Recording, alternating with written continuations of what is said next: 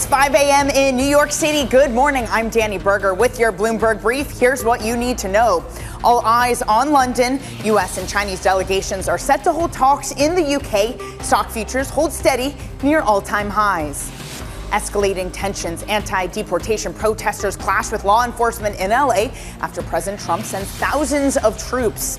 And it is Tech Deals Monday. Meta said to invest billions in startup Scale AI, while Qualcomm expands its AI offerings in a new deal.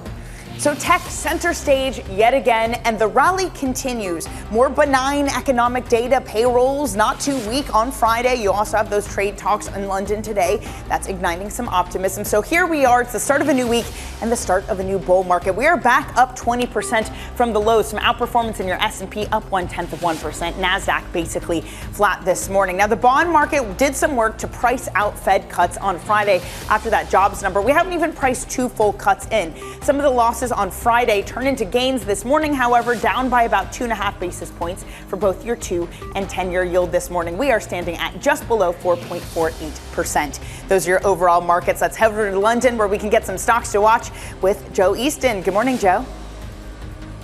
Hey, Danny. So Tesla shares significantly lower in the pre-market today. We're down close to 3%, 2.6%. At the moment, we've got a downgrade for the stock from Baird today, which is talking about expectations being too high for the company's robo-taxi business. Now, Elon Musk said there would potentially be hundreds of thousands of these robo-taxis on the roads within around a year or so, but Baird's saying they reckon there'll only be around 6,000, so way below what Musk has been talking about. And also, Baird says that the rift between Musk and Trump is also adding to the potential brand damage for the company. And we have seen that stock rallying recently, so trimming that and actually heading very slightly lower. Keep an eye on Tesla, set to be weak. Today, then, in the drone space, we are looking at big gains for these stocks. Once again, it's the air mobility sector. Take a look at Joby, Archer Aviation and Vertical Aerospace. Those stocks up more than 10%. Trump on Friday signed an order that's potentially going to make regulation of the drone space in the US actually a little bit lighter, potentially meaning people can fly drones without actually being able to see how far they've gone, that kind of thing, just making it a lot more easy to get your drones in the sky and have fun, and also do some deliveries in things like Amazon, potentially medical deliveries, that kind of thing. So big gains in that sector. The Trump indicator on that one as well. So keep an eye on the drone stocks today. Then finally, disappointment for Robinhood investors and also shareholders of AppLovin, because these stocks have not been added to the S&P 500. Analysts had speculated that they would join the index on Friday when we had the latest rebalancing of the S&P 500. Robinhood itself has rallied around 100% on a year-to-date basis, so it's doubled in value, and people thought that would mean it would go into the S&P, meaning tracker funds would buy more of the shares, boosting it further, but that hasn't happened at all. So Robinhood is lower today. Keep an eye on that one in New York this morning, Danny. Joe, fantastic roundup, and we'll catch up with you later in the hour. Also, this hour, in just moments, we'll be speaking with Elsa Lignos of RBC, who will join the show to discuss bearishness around the U.S. dollar. And Kennon of Harbour will give us his view on today's U.S. trade talks. Now, it is a busy week. We do have those trade talks. Those will be taking place in London today. On Wednesday, we'll get U.S. CPI and then an auction of 10-year yields. On Thursday, we'll have another auction, 30-year treasuries, a market that has been weak. Are we going to have an issue with enough foreign suppliers or buyers coming to the market and funding this deficit? Joining us now is Elsa Lignos, Global Head of FX Strategy at RBC, to set up the week. Elsa, what is the biggest risk for the market this week? A lot going on. There is a lot going on, that's true. And as you mentioned, we've got US CPI, pretty critical because we're expecting to start to see some of the impact of tariffs feeding through into that higher, stickier inflation. But at the same time, the US bond auction. And we've moved away from that environment where US yields were positive for the US dollar. And certainly if we see any signs of fear in that auction, then it will reinforce people's sense that the dollar is on a longer term structural decline. Elsa, you also mentioned in your notes to us that you're watching the big, beautiful bill make its way through Congress, perhaps another risk to this market. Now, you write in the past that sort of stimulus would be seen as dollar positive. What's changed this time that it's no longer unequivocally a good thing for the dollar to get that sort of stimulus coming from Congress? I think there's a few different things. And, the fact is that the experience around April, where for that brief period, the dollar was actually trading weaker as yields were moving higher. And we've seen kind of shades of that since. That's really changed the thought process and dynamic around the dollar. I mean, the reality is that a deficit of 6.5%, perhaps even north of 7% through this administration. At the same time, that growth has been reasonably strong. We're not in a recessionary environment, so there's no cyclical excuse for such a large deficit and seeming unwillingness to address the deficit. The other thing I think that people mention and focus on is the fact that you're not expected to see as much of a boost to growth from tax cuts that will disproportionately benefit people with a lower marginal propensity to consume. So you put it all together and it's no longer as clear cut that any of that is as positive for the dollar anymore. Now, I don't want to rush to say, it's all doom and gloom for the dollar. This is a very consensus trade and the market is positioned that way. And so that does bring the risk that you will see pullbacks if you see, better US data or weaker rest of world data. All that kind of thing, I think, gives the market an opportunity to retrace a little bit and then reposition for that longer term trade. Does that mean in the long term, Elsa, you can be bearish the dollar, but you don't want to be positioned as starkly as such in the short to medium term? And I think you have to be careful how you position. I've seen a lot of people talking about, okay, let's buy euro-dollar calls or let's buy euro-yen puts. And the reality is that the skew in the vol market is extreme for a reason. Everybody wants the same kind of trades on, so there are different ways of looking at it.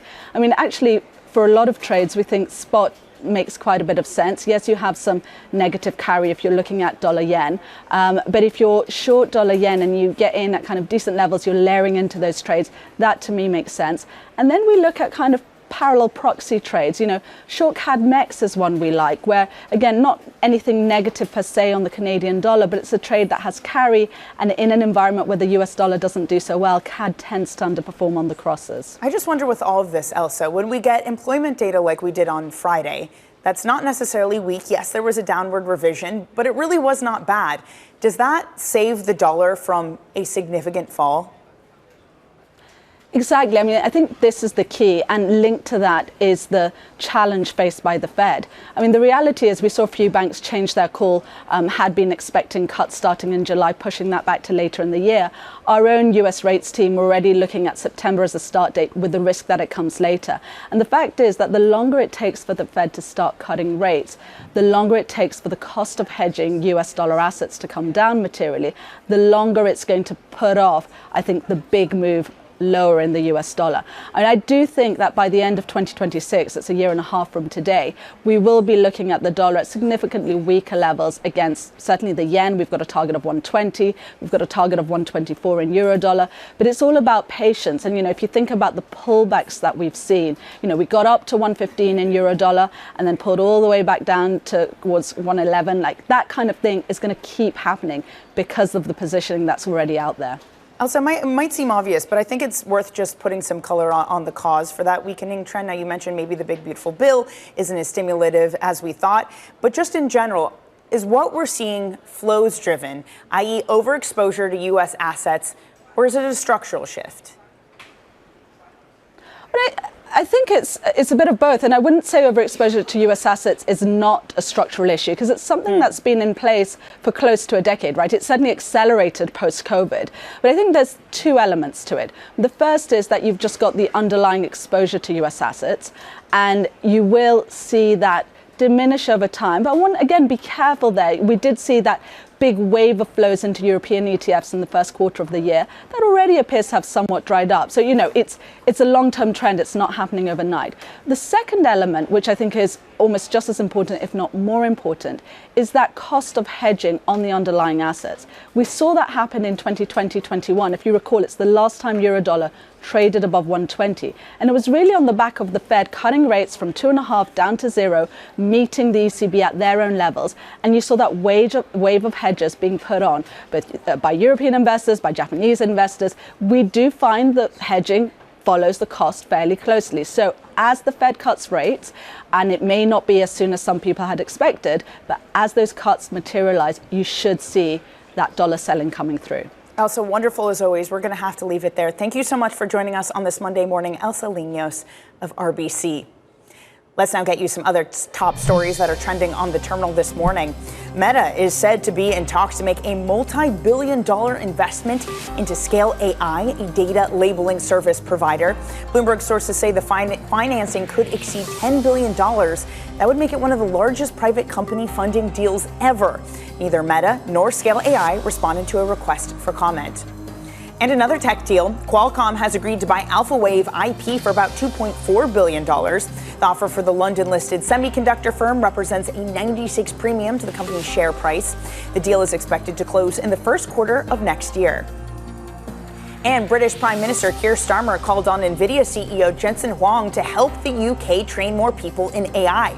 Starmer and Huang were in conversation at the London Tech Week earlier this morning. UK is in a Goldilocks circumstance. UK has one of the richest AI communities anywhere on the planet. The deepest thinkers, the best universities, Oxford, Cambridge, Imperial College, amazing startups, incredible thinkers in computer science, really, really excellent digital biology.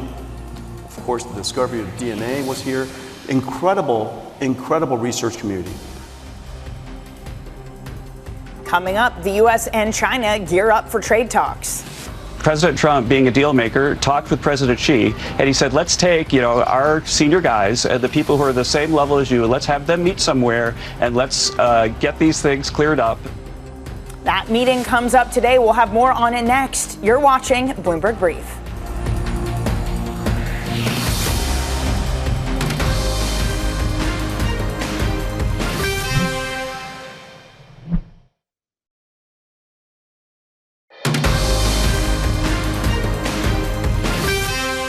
Those exports of critical minerals have been getting released at a rate that is, higher than it was, but not as high as we believe we agreed to in Geneva.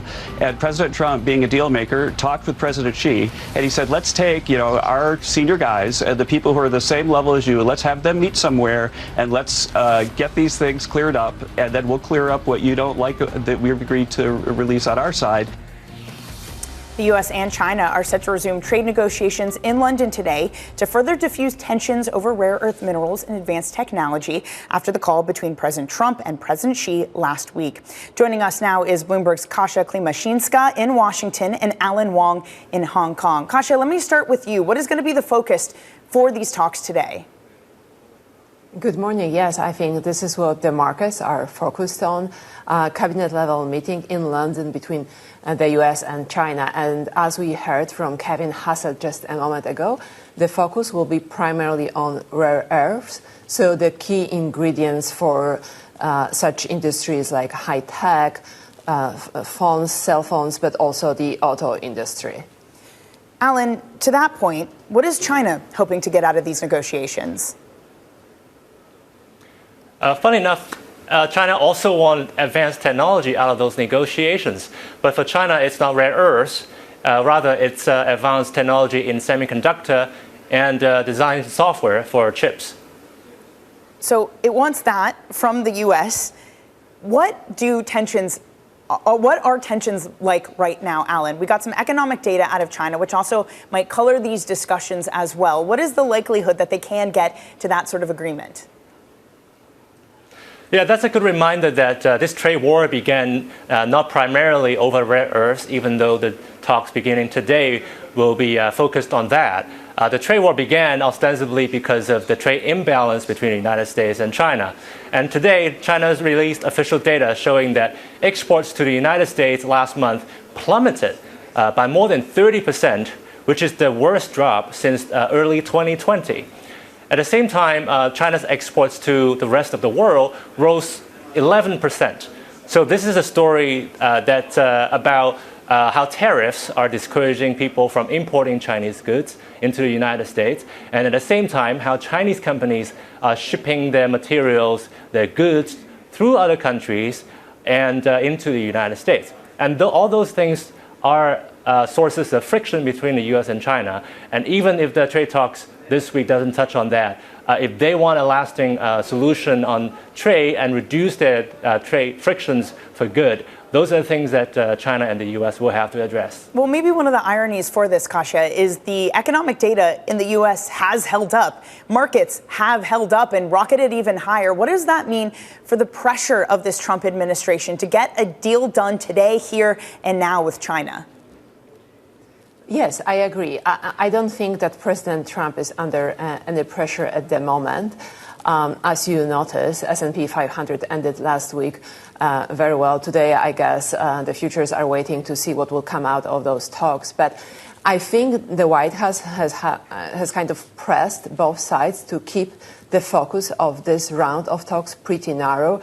President Trump has said that the agreement on tariffs, on this temporary suspension, has been reached during the previous round of talk in Switzerland, and this time the U.S. anyway only wants to focus on rare earths and maybe also international students, specifically the Chinese students who are looking to come here to the U.S. to study. Kasia, we did have before all of this a call finally between Trump and Xi. This had been something we were looking for, the first formal contact since since Trump took office in January. Does that represent a thawing of what seemed like some ice that had been building over between the two nations? Yeah, so that's a good question. I think each time the two sides talk, that's progress, right? That's a good sign. But the Chinese side, for example, emphasized that this call happened at the request of President Trump, and the U.S. has really been seeking to talk after first imposing those sky-high tariffs and then providing a temporary relief. Remember, for President Trump is a part of broader strategy. On April 2nd, President Trump announced what he calls the reciprocal tariffs. So tariffs pretty much on all trading partners of the U.S. to not only lower the imports from China, but as Alan mentioned, also to reduce those flows that are coming from other countries and to instead boost manufacturing here at home. And that's perhaps also why this round of talks focuses on rare earths that the U.S. automakers, the U.S. high-tech companies need to maybe ultimately manufacture the goods here in the U.S. Alan, just looking at who's going to be attending, because China for a long time has called for a point person, for a reliable point person in the negotiations. Scott Bessent, Howard Lutnick, and Jameson Greer meeting with Healy Fang. What do we make of that delegation? The only change this time around is the addition of the Commerce Secretary, Lutnick. And this is important because his department oversees export controls and then the American sales of technology abroad. And one of the things that China has complained about is the Commerce Secretary's asking U.S. Chip design software companies not to sell to China. And it also has warned against the use of certain Chinese semiconductors, such as Huawei's latest AI chips. So his presence there means that talking about the export control of the Trump administration is at least on the table. Whether or not they could strike a deal and at what cost is something that to be discovered. Really excellent coverage. We'll see what these conversations bring today. Bloomberg's Kasia Klimashinska and Alan Wan, thank you so much for joining. Coming up, immigration protests see residents and the National Guard troops clash in L.A. President Trump and California Governor Gavin Newsom spar over the handling of the protests in the city. We'll have more and your front pages for you next. This is Bloomberg.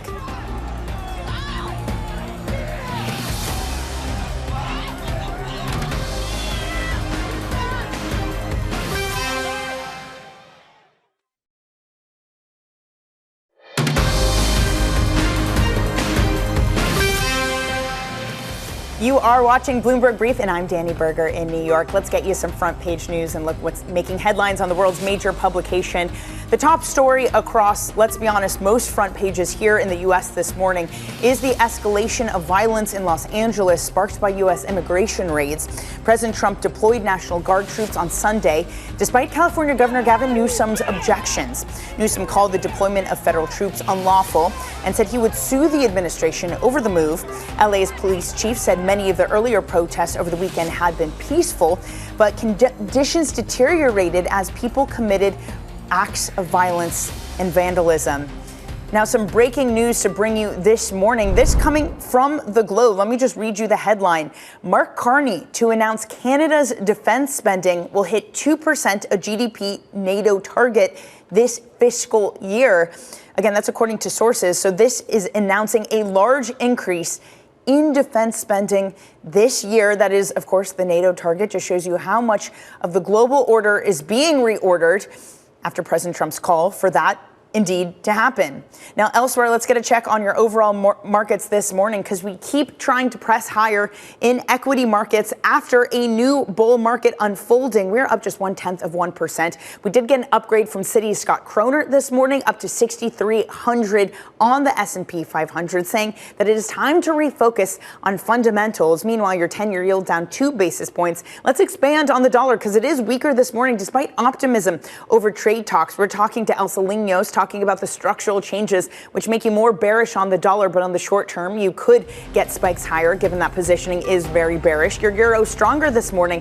And in Japan, some weaker data, but still the yen strengthens versus the dollar. We are at 144. That is down about 0.6%.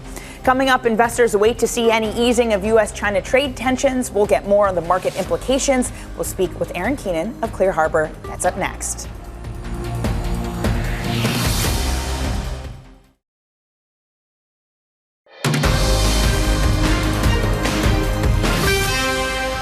It's 5:30 a.m. in New York City. Good morning. I'm Danny Berger with your Bloomberg Brief. Here's what you need to know. All eyes on London. U.S. and Chinese delegations are set to hold trade talks in the U.K. Stock futures hold steady near all-time highs. Escalating tensions. Anti-deportation protesters clash with law enforcement in L.A.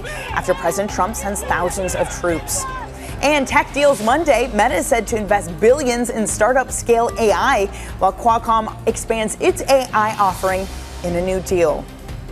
Will we continue, at least try to continue, a rally from on Friday? NASDAQ, that's unchanged this morning for the S&P 500, up 0.1%, driven by trade discussions scheduled by China and the U.S. today and decent payrolls. We are now technically back into a bull market. Scott Kroner to Citi has raised his price target to 6,300, says he has a more constructive fundamental view. When it comes to this bond market, we did price out the likelihood of a Fed cut, now less than 2 full cuts, fully priced in for the year, despite the president's demand that we get a full percentage cut. We have a lot of bond auctions, one on Wednesday, a 30-year auction on Wednesday, and then the day before that we will get a 10-year, that 10 years on Wednesday, 30 is on Thursday. We are at 447 on your 10-year yields. Let's now get you some stocks moving underneath the surface. With that is Bloomberg's Joe Easton. Hey, Joe. Hey, Danny. So Tesla significantly lower this morning. The stock coming down almost 3% at the moment. This has Ben Callow over at Baird downgrades his rating on the stock, having been a buyer for the past 5 years. He reckons the robo-taxi earnings are going to disappoint. Remember, Musk did promise around 100,000 robo-taxis on the streets within the next few years, but Baird reckons we're only going to see around 6,000, so they come down.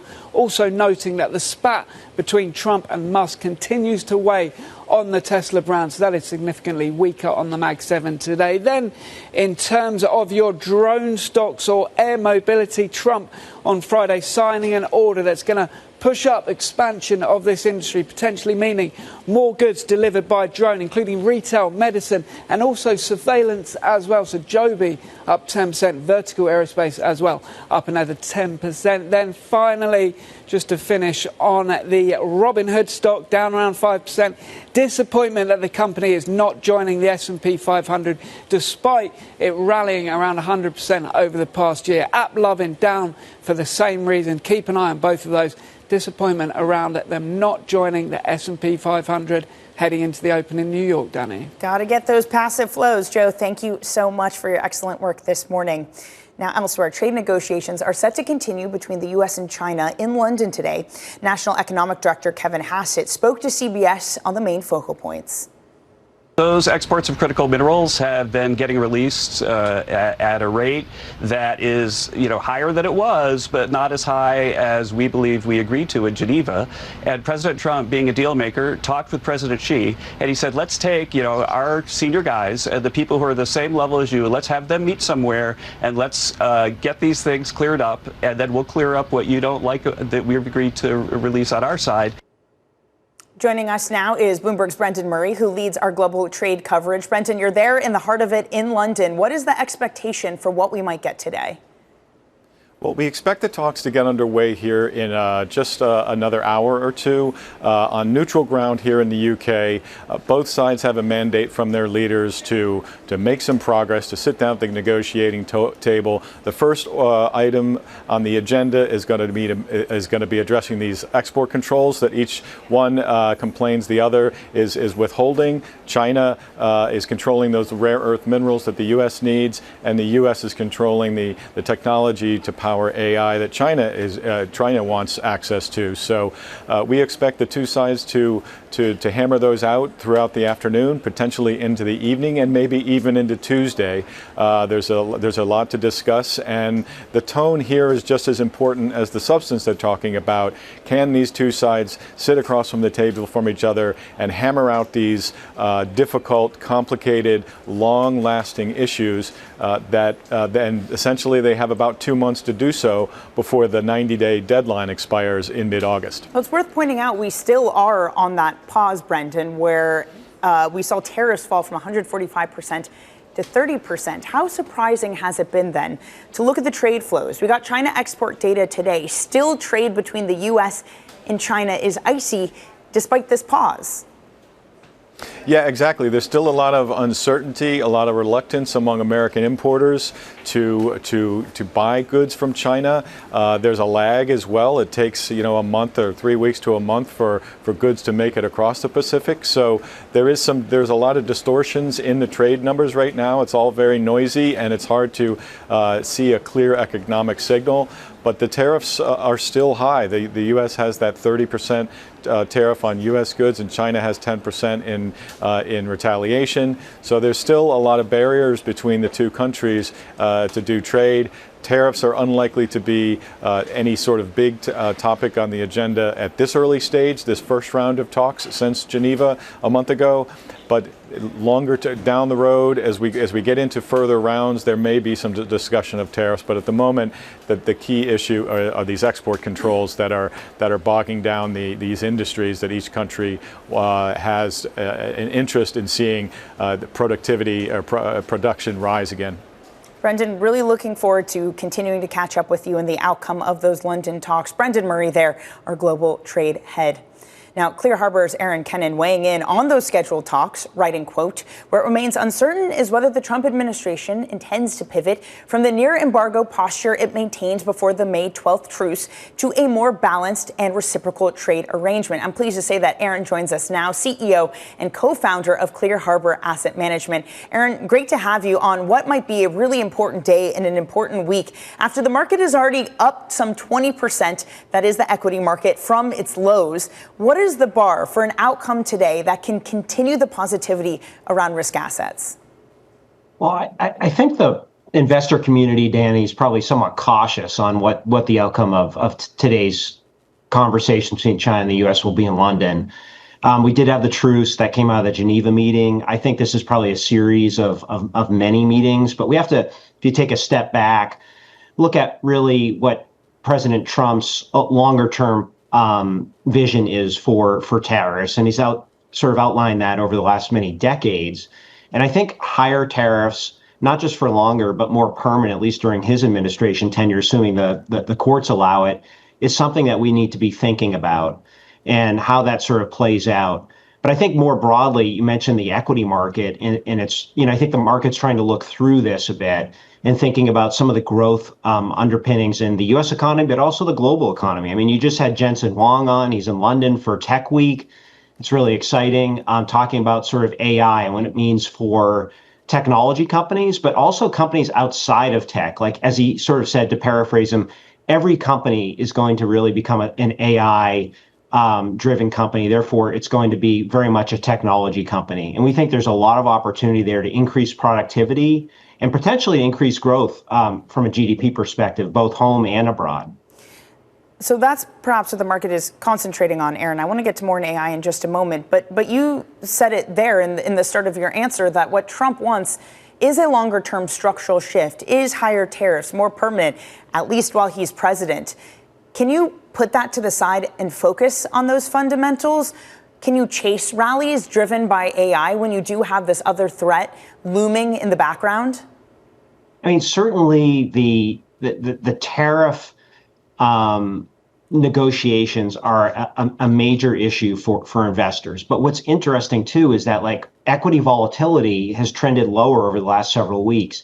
Bond market volatility has trended lower over the last several weeks. So even though rates are sort of elevated in the U.S., elevated in Germany, G7 abroad, in places like Japan, there's sort of from a risk perspective, because of lower volatility, the risk-taking exercise has picked back up again. And I think we have to keep our eye on vol for that purpose. Well, I know, Aaron, for some time you've been calling for greater non-U.S. exposure, which has really worked out this year. Is there any reason for that to change? Is it time to start coming back home in terms of exposures? Well, we've always had a bit of a U.S. focus here at Clear Harbor Asset Management as it relates to equities, at least. But very much coming into this year, we were of the view that, not just because of valuations, but because of our view on the dollar and the view of, if Trump actually receives what he's trying to extract, which is higher tariffs, more revenue for the U.S. Treasury, that probably means that there's just less incremental trading with the United States in many regards. So there's less incentive to own treasuries if you're a central bank and you need to have reserves. And, at the end of the day, we sort of think about that as it pertains not just to treasury yields, but also the broader sort of equity market opportunity set. So we do think, AI is not just a U.S. story. It's obviously a global story. The growth of our defense spending is not just a U.S. story. It's very much a European story. And now, as of this morning, it's a Canada story. And that not only augurs well for defense companies, but also companies that are really involved in that endeavor. In Europe, that's very much the banking sector. And it's also the industrial sector. We need more electricity for AI generation. And so that's not just the U.S. story with AI generation here, but also abroad. And then, the large language models, the next sort of longer term trend for growth in the economy as it pertains to AI will not just be the infrastructure level, it'll be the application level and how companies leverage that. And we view that as all very positive for investment opportunities going forward, both home and abroad. And not just in Europe, but also Japan, where you have a lot of reshoring of capital, Danny, in Japan. So yes, rates have trended up in Japan, much more so than the United States. And but at the same time, you have a lot of reshoring of capital. We think that's going to continue to accrue reasonably positively to the Japanese equity market. Aaron, so many moving parts. Thank you so much for covering them for us. We always love having you on. Aaron Kennon of Clear Harbor Asset Management. By the way, just wanted to mention, because Aaron did bring it up, breaking news from the Globe that Canada would be increasing their defense spending. According to sources there, Mark Carney set to announce that at some point today, aiming to hit the 2% of GDP target as aimed by the NATO alliance. Coming up, tensions flare in Los Angeles. Protesters and law enforcement clash on the third day of anti-deportation protests. We'll discuss that next. This is Bloomberg.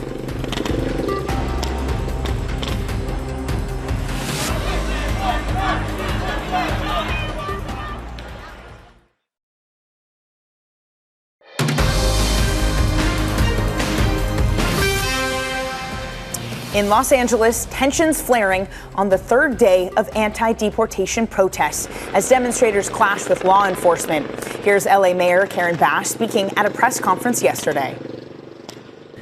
What we're seeing in LA is chaos caused by the administration. People should exercise their right to protest. That's their First Amendment right.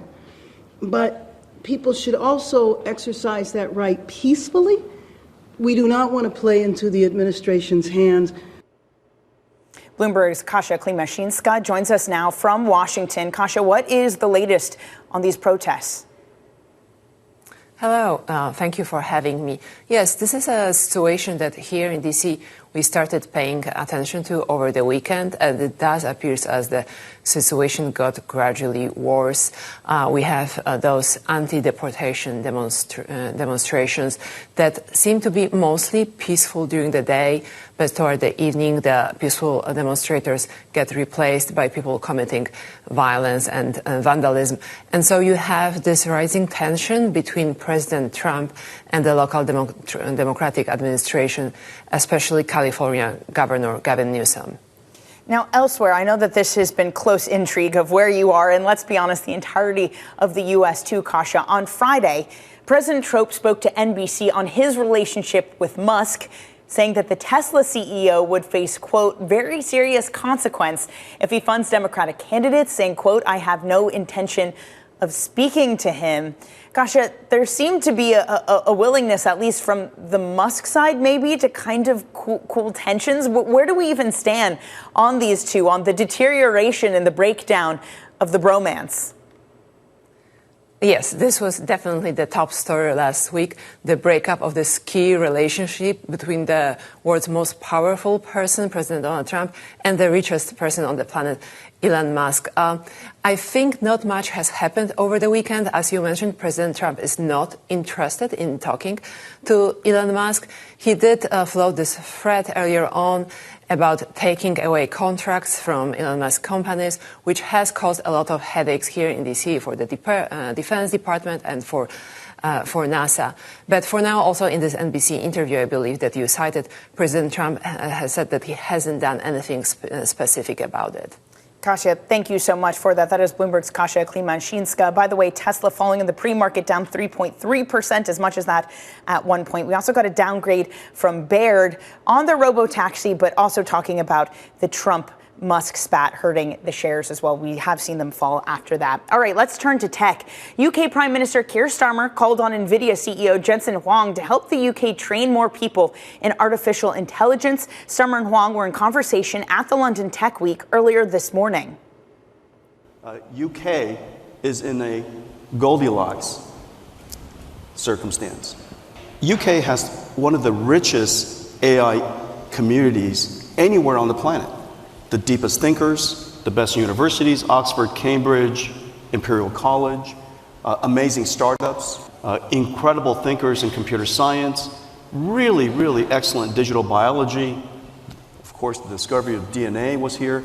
Incredible, incredible research community.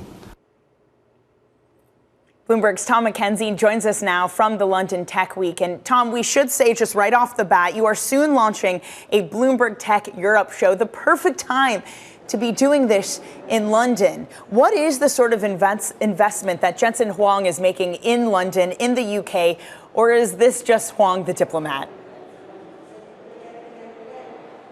Well, it's Huang the diplomat and it's Huang the salesperson as well, Danny, someone, of course, we've become familiar with. But this was and remains a real vote of confidence, I think, from the CEO of Nvidia, who was, as you see, of course, sitting alongside the Prime Minister Keir Starmer earlier to kick off this event, attended by about 30,000 people. The reason it was a vote of confidence was because he underscored the role that he thinks the UK can play in this AI revolution, as he characterises it, because of those ingredients that the UK has around the depth of the research talent and the venture capital community. The one ingredient, he says, that the UK is still missing is the infrastructure. He said AI is going to be like electricity. You need the infrastructure. There's the sales pitch then from Jensen Huang. And the Prime Minister responded by saying they will be, the UK government, investing an additional £1 billion in that compute. So, of course, that would mean more GPUs, more AI accelerators from Nvidia. What we didn't mention was that the cost of energy here in the UK is 2 to 3 times that of the US, but this is a Prime Minister as well who is leaning into this AI story unapologetically. He talked about people's concerns about AI taking jobs. He says we need to look through that. He says that he wants the UK to be an AI maker, not just an AI taker. So this was a vote of confidence, and of course it was a bit pitch as well from Jensen Huang. They're investing, by the way, Nvidia, in their R&D centre just outside of the city of Bristol, and they've committed to investing as well to train up many in the workforce here to have the AI skills they think will be needed in the years ahead. What a coup by Keir Starmer, not just to have Jensen Huang there in London, but also to have trade talks take place there today between the U.S. and China. Tom, elsewhere, It is the hyperscalers that keep spending insane amounts of money, a $10 billion investment from Meta into Scale AI. What is Scale AI? What are they hoping to get from this?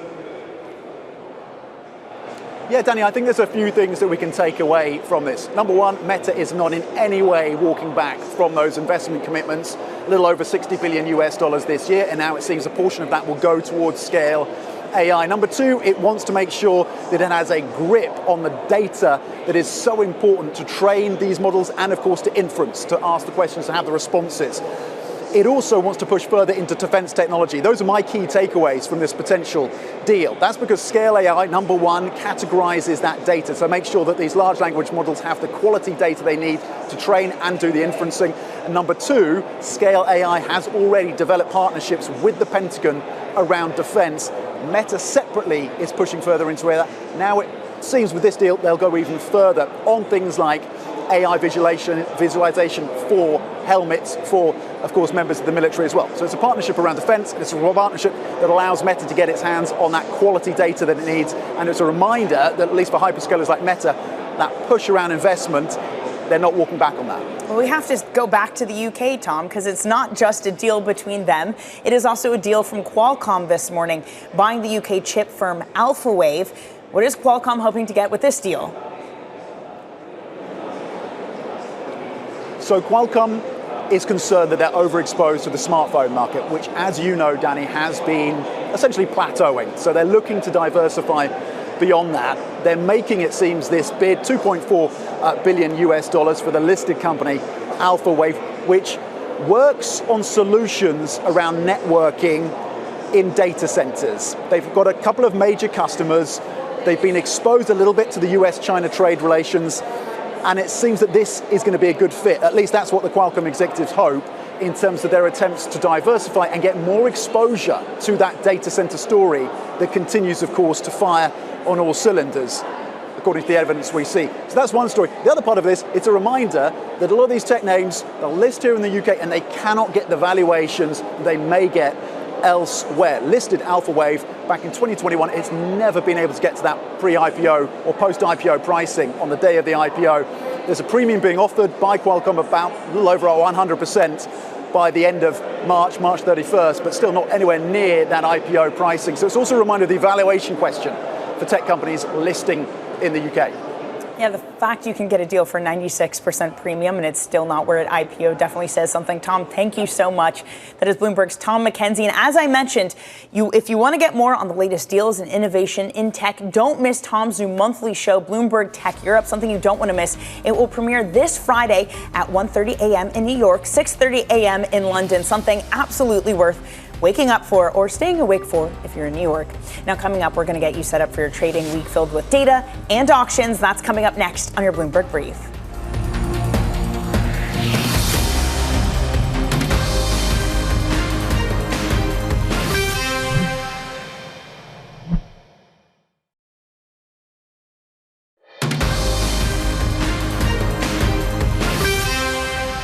This is your Bloomberg Brief. I'm Danny Berger in New York. Let's get you set up for a very busy trading week. We're going to have US CPI data that comes out on Wednesday, followed by PPI and jobless claims on Thursday.